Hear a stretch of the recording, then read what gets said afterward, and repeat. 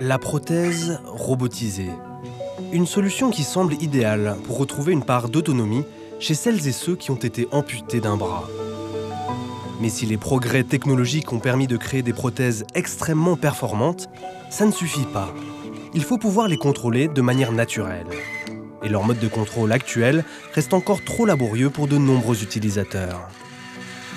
On mesure l'activité myoélectrique, c'est-à-dire l'activité électrique qui est liée à l'activité musculaire. C'est-à-dire que le patient va devoir, en contractant, d'abord contrôler son coude, par exemple, robotisé, puis une fois que le coude sera bien positionné, envoyer un signal à la prothèse pour dire « je vais changer d'articulation à contrôler », et par exemple passer au contrôle du poignet.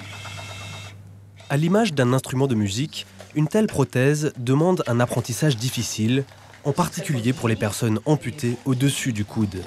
C'est assez compliqué parce que les patients doivent apprendre à contracter un biceps ou un triceps seul, ce qui est quasiment impossible, parce que normalement, ils sont toujours contractés en même temps, plus ou moins, pour contrôler plusieurs parties de leur prothèse. C'est très difficile et ils en ont un peu marre au bout d'un moment. Alors comment contrôler ces prothèses de manière plus instinctive ? Une équipe de chercheurs a trouvé une piste particulièrement prometteuse. Ces experts en robotique, ces médecins et ces neuroscientifiques étudient une approche novatrice et ambitieuse qui fait appel aux membres fantômes mobiles.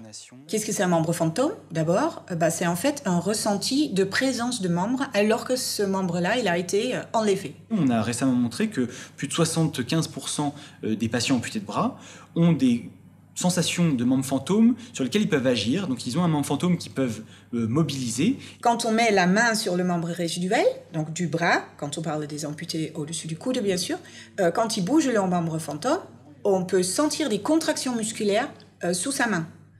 Et donc la mobilité du membre fantôme se manifeste par ces contractions. Si le membre manquant est effectivement fantôme, son mouvement produit des signaux musculaires bien réels, même lorsqu'il s'agit de mouvements complexes. On peut s'étonner du fait que quand une personne amputée mobilise ses doigts fantômes, qu'il y a des contractions musculaires au niveau du membre résiduel, donc au niveau du bras. Ce n'est pas le cas pour un membre intact. Et il y a dans la littérature une hypothèse qui parle d'une réinnervation des muscles du bras suite au fait que les nerfs sont coupés et qui vont se brancher en quelque sorte, qui vont innerver les fibres musculaires qui restent. Ce sont ces signaux subtils du membre fantôme projeté dans le membre résiduel que les chercheurs veulent exploiter. Et plutôt que de demander au patient d'apprendre à utiliser sa prothèse, ils veulent faire en sorte que ce soit la prothèse qui s'adapte à l'intention du patient. Est-ce que tu peux remonter le coude ? Ouvrir la main ? Relâche. Est-ce que tu peux faire une pronation ? La partie principale du projet, elle revient à développer des algorithmes capables de décoder en temps réel ce que le membre fantôme est en train de faire comme mouvement, simplement à partir de la mesure de contraction musculaire sur son membre résiduel. Alors, ce que vous avez à l'écran, ce sont des enregistrements de données qui ont été faits sur un participant. On a placé des électrodes autour de son membre résiduel et on a enregistré cette personne pendant qu'elle réalisait un certain nombre de mouvements fantômes. Et donc ensuite, on va rentrer ces données-là dans un algorithme d'intelligence artificielle qui va s'entraîner, qui va être personnalisé à cette personne, qui va être capable donc d'apprendre à quel type de contraction musculaire correspond quel type de mouvement fantôme pour pouvoir par la suite être capable de contrôler la prothèse de façon adéquate. Une fois la technologie affinée, des essais complets de contrôle de prothèses ont été effectués en clinique. Le protocole de ces expérimentations est en 2 temps.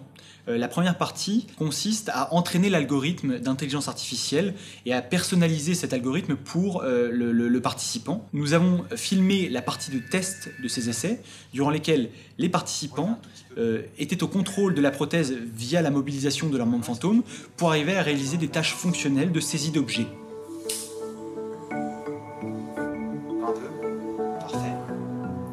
Descendre le coude. En plus de permettre un pilotage plus naturel d'une prothèse, ces travaux permettent également de porter un nouveau regard, constructif, sur ce membre fantôme qui, jusqu'à présent, était associé avant tout à des douleurs tant physiques que psychiques. Ça libère un tabou parce que souvent le retour qu'ils avaient quand ils parlaient entre autres de leur mobilité était fais un peu le deuil de ton membre, mais ça va pas du tout, tu peux pas bouger quelque chose qui est pas là. Et ça je pense que ça va changer avec cette étude. Ces premiers résultats très prometteurs encouragent l'équipe à poursuivre son exploration du membre fantôme mobile. Son étude permettra peut-être un jour à des personnes amputées de piloter une prothèse aussi naturellement qu'elles bougeaient leurs bras.